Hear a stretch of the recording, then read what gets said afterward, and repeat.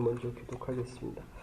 그때 경건한 유대인들이 천하 각국으로부터 와서 예루살렘에 머물러 있더니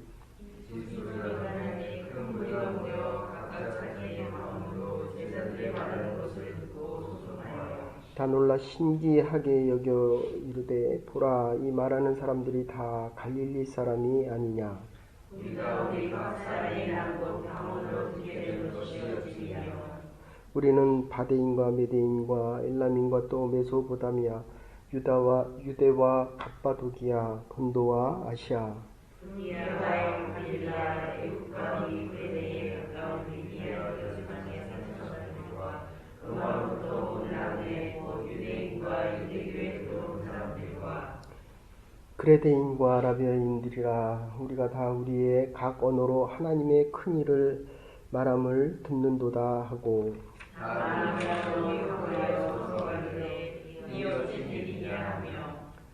또 어떤 이들은 조롱하여 이르되 그들이 세술에 취하였다 하더라. 베드로가 여러 사도와 같이 서서 소리를 높여 가로되 유대인들과 예루살렘에 사는 모든 사람들아, 이 일을 너희가 알게 할 것이니 내가 너희에게 이르리라. 때가 제3시니 너희 생각과 같이 이 사람들이 취한 것이 아니라 이는 곧 진짜 유예로 말씀하신 것이었는데 하나님이 말씀하시기를 말세에 내가 내 영을 모든 육체에 부어주리니 너희의 자녀들은 예언할 것이요 너희 젊은이들은 환상을 보고 너희의 늙은이들은 꿈을 꾸리라.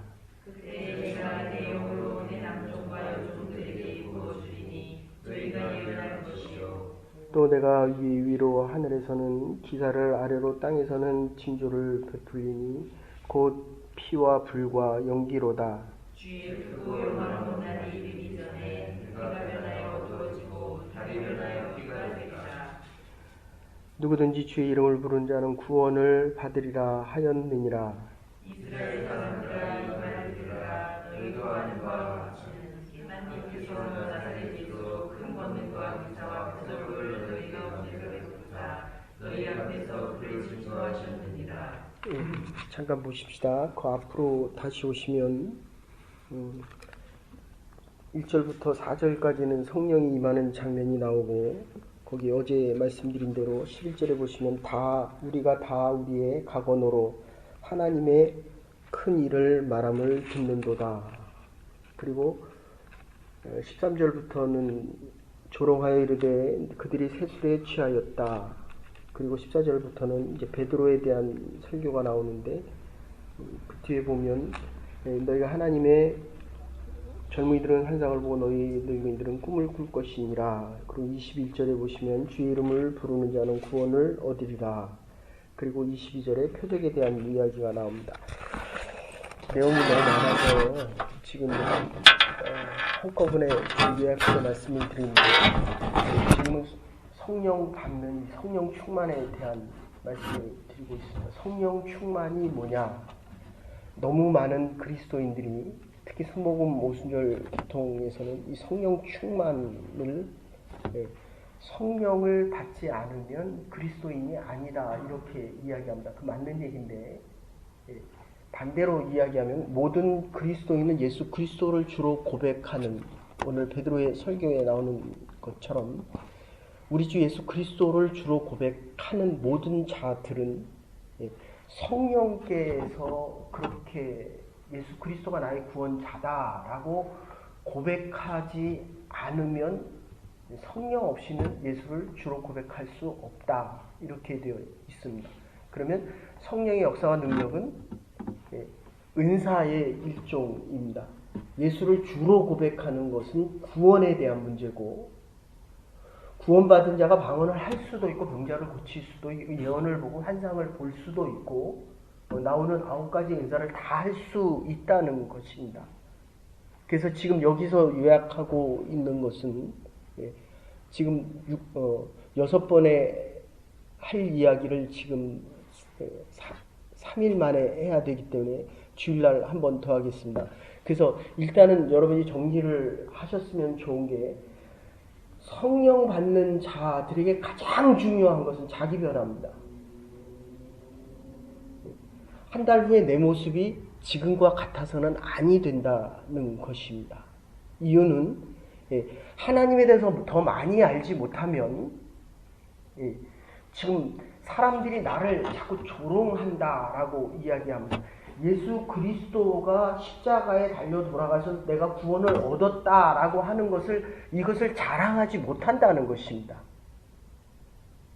그래서 여러분들이 이 십자가 사건을 자랑하러 가는 것입니다. 왜 자랑 못합니까? 부끄러워하기 때문입니다. 왜 자랑을 못합니까? 내가 가지고 있는 이 예수 그리스도를 자랑하고 나의 생명의 구원자여 이분만이 나의 모든 것이다 라는 것을 자랑하지 않는 그 심정 안에는 어제 말씀드린 대로 창세기 11장에 있는 대로 탑을 쌓는 것입니다. 그 탑을 쌓고 이게 하나님이다. 바벨탑을 쌓아놓고 이게 하나님이다 라고 하면서 내가 이룬 것을 자랑하면서 이게 하나님이 되기를 원한다. 그래서 우상의 가장 중요한 의미는 하나님이 우리에게 주신 것을 경배하는 것이 아니라 내가 이룬 것을 이게 하나님이다 라고 얘기합니다. 그래서 모세가 없을 때 모세 형 아론이 있다가 금상을 만들어 놓고 이게 하나님이다 라고 이야기를 합니다. 내가 이룬 것을 하나님보다 더 높이는 것을 이걸 우상이다. 어쨌든 자기 변하지 않는다라고 하는 것은 죽었다는 것입니다. 살아있는 자는 반드시 생명을 전하게 됩니다. 그 생명은 예수 그리스도가 나를 위해 십자가에 달려 돌아가셨기 때문에 내가 영원히 살았다는 것입니다. 그래서 이게 증인의 삶이 되는 것입니다.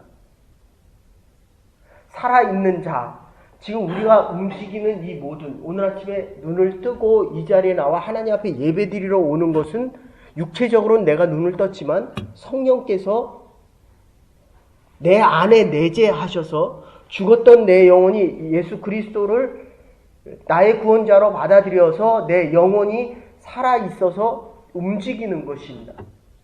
지금 자동차가 밖에 서 있습니다. 왜 서 있습니까? 엔진을 가동하지 않았기 때문에 서 있는 것입니다. 그래서 매일 쓰는 차는 보통 2년에서 3년 더 쓴다고 이야기합니다. 그런데 밖에다가 자동차를 1년, 2년, 5년 세워놓으면 이게 멀쩡한 것 같은데도 매일 쓰는 차보다도 더 생명이 라이프 익스펙테이션이 줄어든다는 것입니다.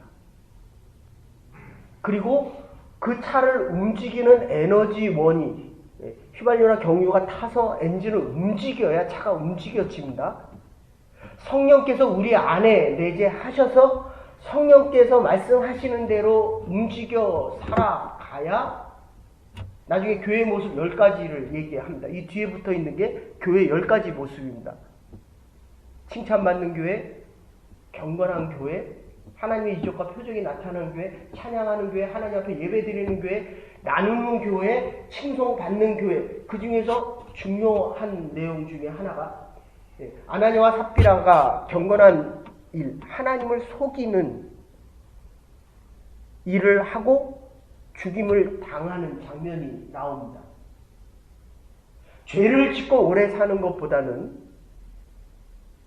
죄를 지닌 채 하나님이 주신 그 은사를 잘못 쓰는 것보다는 죄를 지었으면 죽는 게 낫다는 것입니다. 나쁜 사람이 나를 좋다고 얘기합니까? 합니다. 내가 좋은 사람입니까? 나쁜 사람입니까? 나쁜 사람입니다. 성령께서 좋은 주의 영이 나를 좋다고 말씀하십니다. 내가 좋은 사람입니까? 나쁜 사람입니까? 죄를 지었지만 나는 좋은 사람입니다. 지금 우리가 하는 이 사역이 하나님 보시기에 기쁨이 됩니까? 안 됩니까?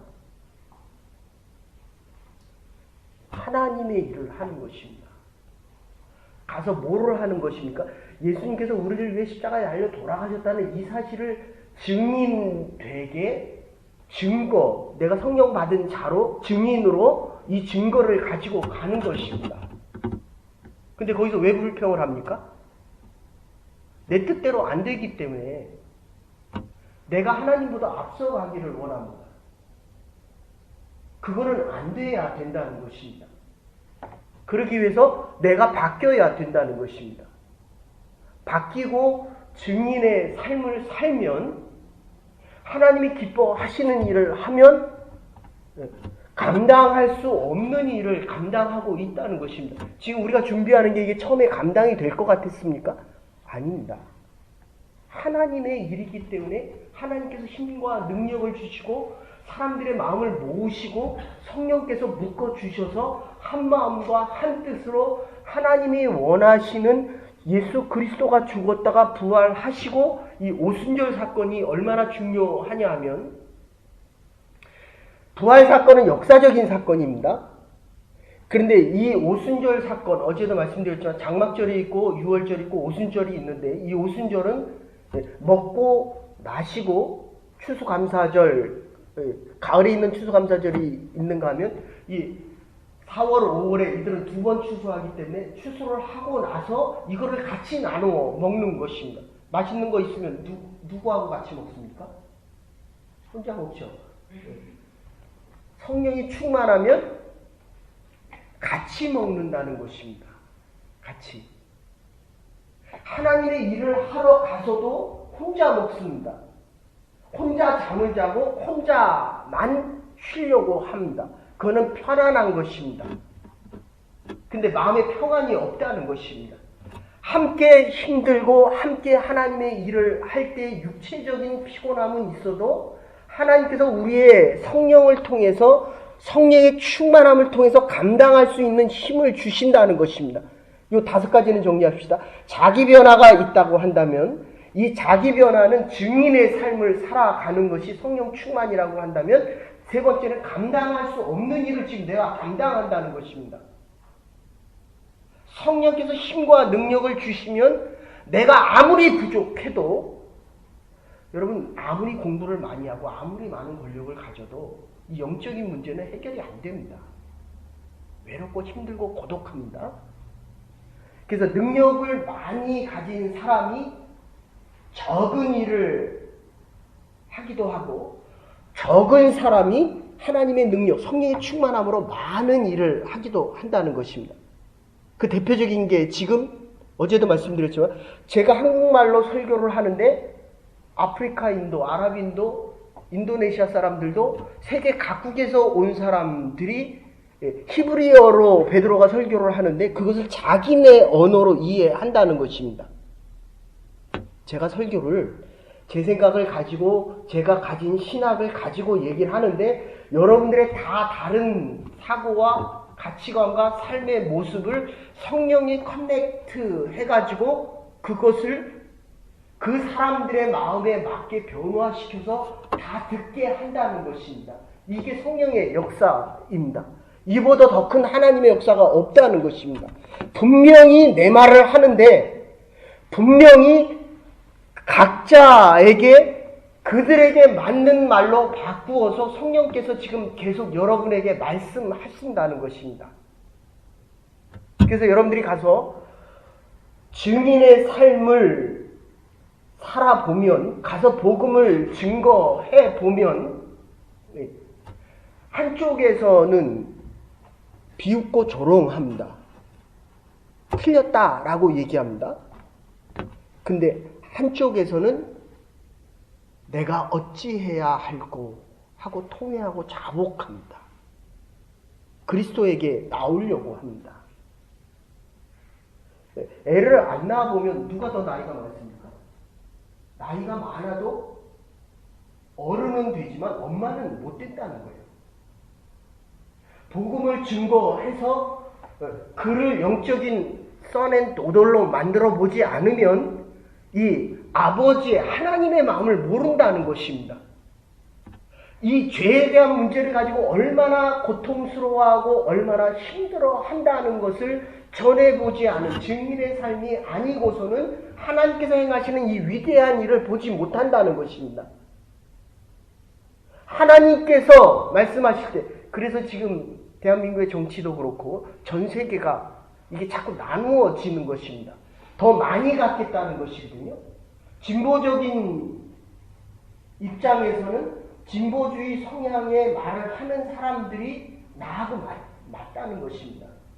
그러니까 내가 진보주의적인 신학자라고 하면 진보주의적인 사람이 나를 좋아합니다. 보수적인 사람은 틀렸다라고 이야기합니다.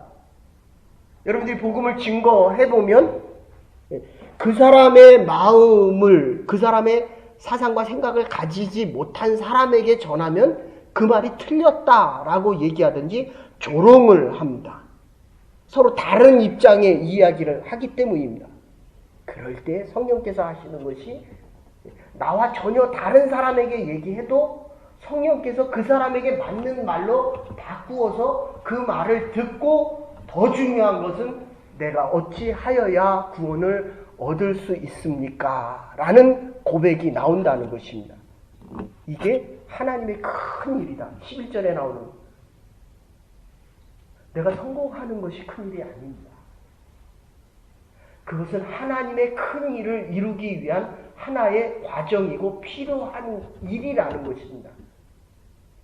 세상의 모든 것 다 부귀도 없고 명예도 없고 권력을 얻었는데 하나님이 오늘 부르신다고 한다면 그게 무슨 의미가 있겠습니까? 그거 다 하나님이 허락하시고 하나님이 주신 거라는 것입니다. 그래서 적어도 이 사도행전 1장과 2장에서는 방법에 대해서는 내일 한 번 더 하고 주일날 한 번 더 하겠습니다.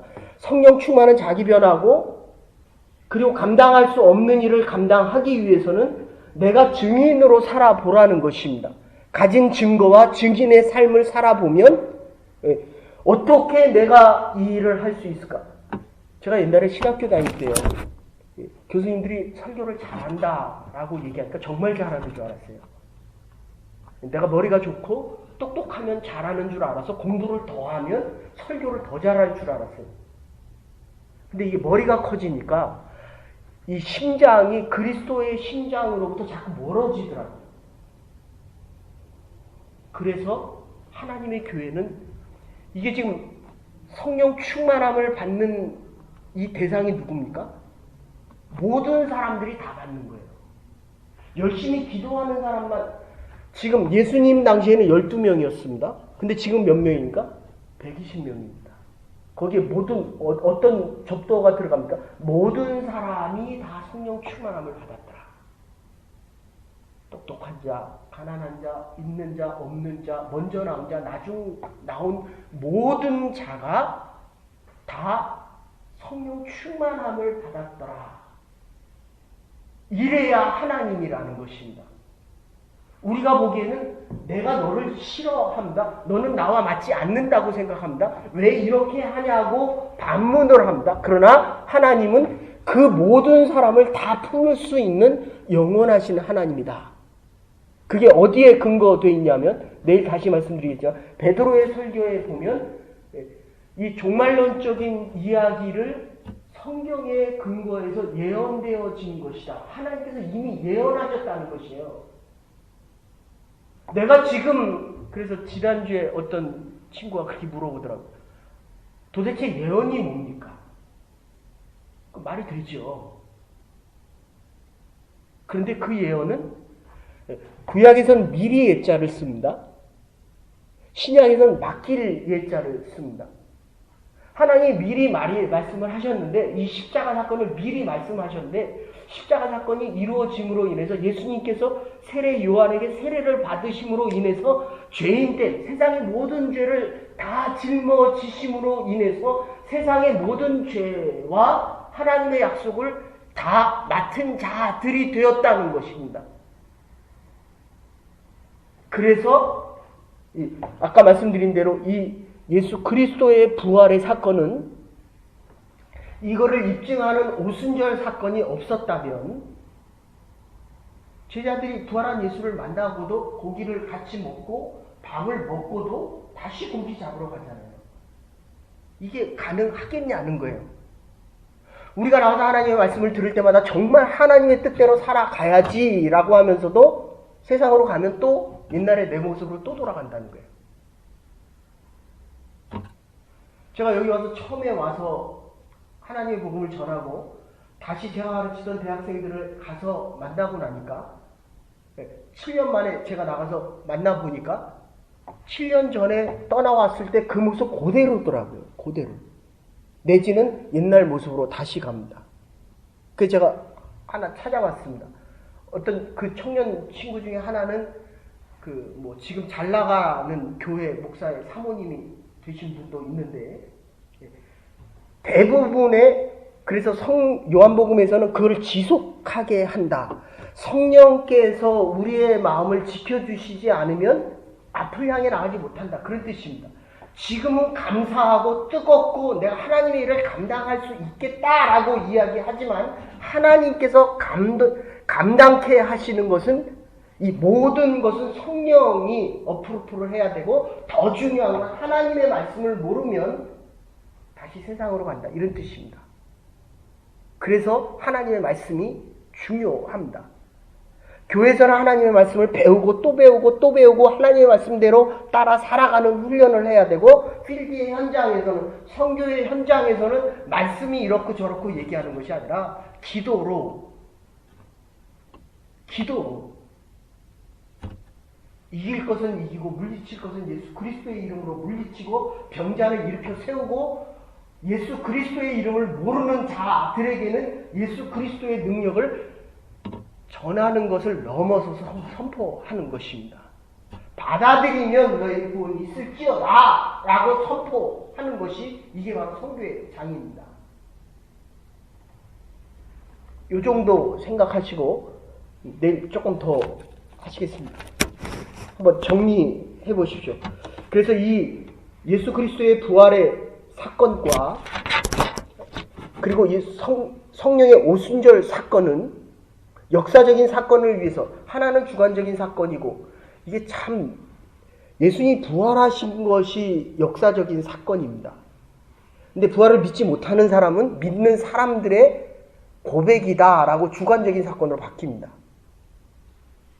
그러니까 내가 아무리 믿는다라고 해도 하나님의 말씀, 성경에 대해서 멀어지면 이게 역사적인 사건이 될 수 없다는 것입니다. 반대로 내가 성경에 대해서 아무리 많이 알고 있어도 성령의 오순절 사건을 체험하지 못하면 그건 관념적으로 바뀝니다.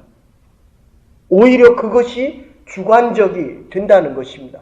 내 믿음의 고백이 그래서 사실과 진실에 대한 얘기를 여러 번 했습니다. 불이요라고 알람이 울리면 나가야 됩니다. 근데 그걸 믿지 않으면 어떻게 됩니까? 불에 타 죽게 됩니다. 그 사람 불이 나서 죽었습니까? 안 나서 죽었습니까? 불이 나서 죽었는데 불이 났다는 걸 믿지 않기 때문에 안 믿는 겁니다. 그래서 죽임을 당하거든요. 예수님이 이 땅에 오셨습니다. 근데 그걸 믿지 않기 때문에 영원히 죽는다는 것입니다. 이걸 사실과 진실에 대한 차이라고 한다면, 이 진리가 진리되기 위해서는 진실 안에 살아가는 내 삶이 필요하다는 것입니다. 그게 증인의 삶입니다. 못한다라고 합니다. 하나님은 할 수 있다라고 말씀하십니다. 나는 멈춰 서기를 원합니다. 하나님은 앞을 향해 가라라고 말씀하십니다. 믿음의 사람은 앞을 향해 갑니다. 지금 이 증인의 삶에서 가장 중요한 게 뭡니까? 내가 새로운 것을 창조하는 게 아닙니다. 지금 내 얘기를 하라는 것이 아니다. 내가 세상에서 성공한 얘기를 하라는 것이 아니다. 예수님께서 죽으셨다 부활하신 그 사건 그대로만 얘기하라는 것입니다.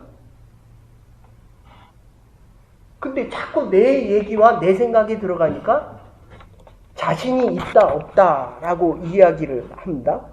그게 아니라는 것입니다.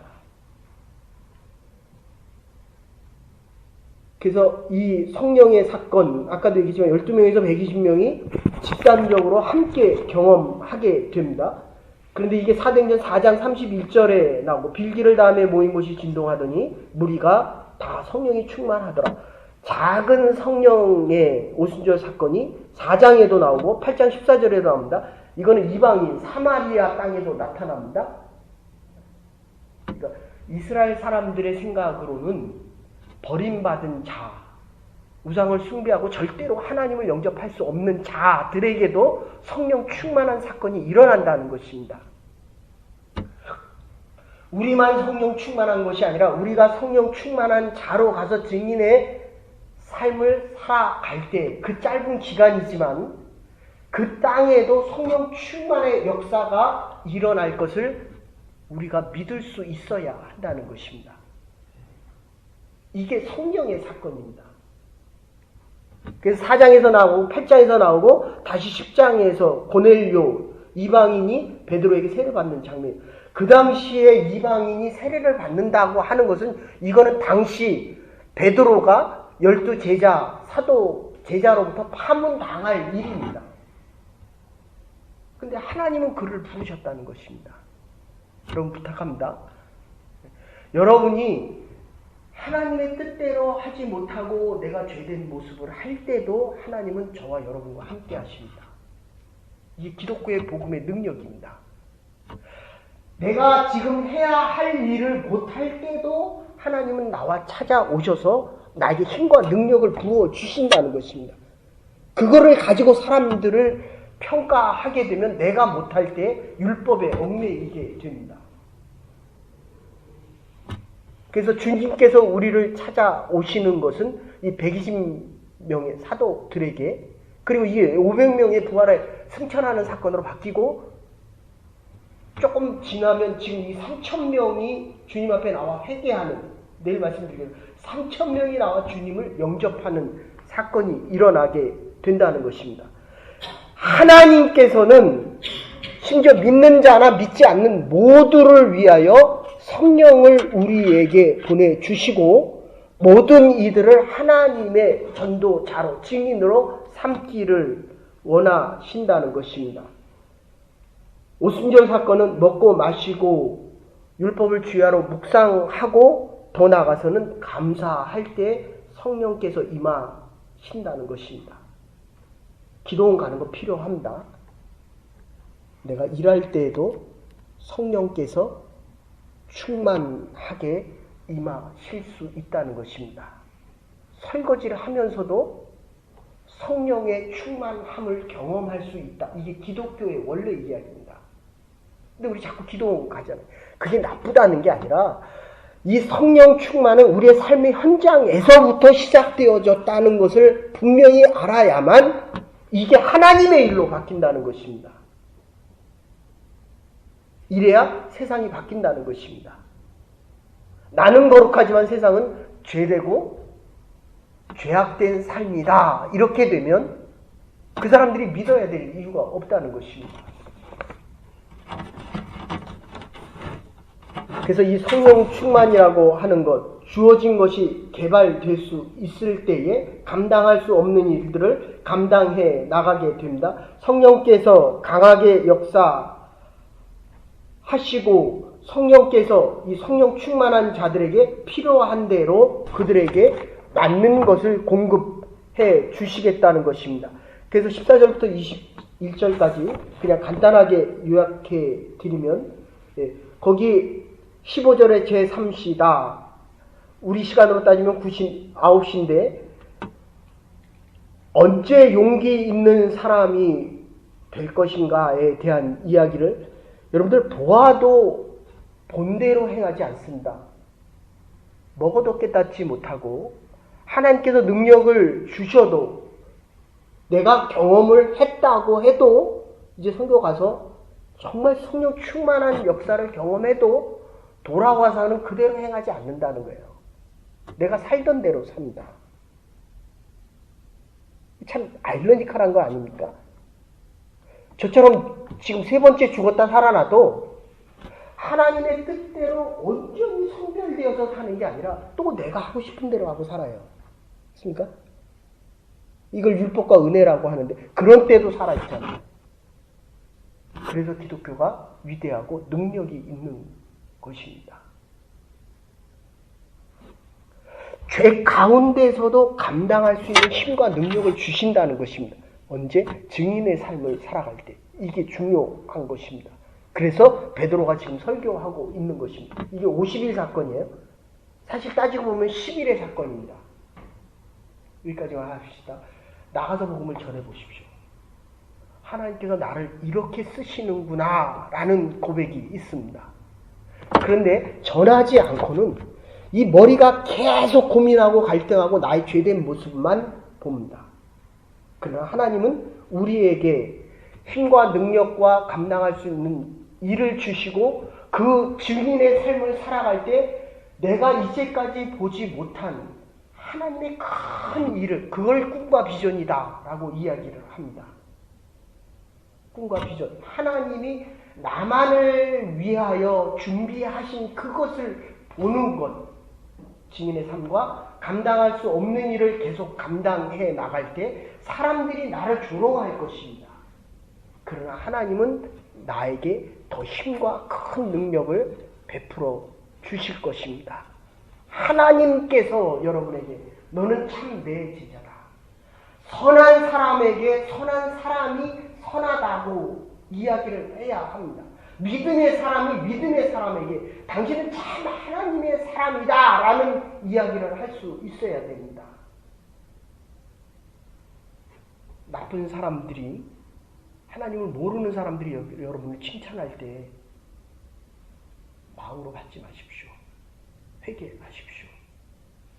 하나님, 내가 이렇게 부족해서 또 세상 사람들이 나를 좋아합니다. 여러분, 세상의 것 가지고 자랑하지 마십시오. 바벨탑 쌓지 마십시오. 흩어집니다.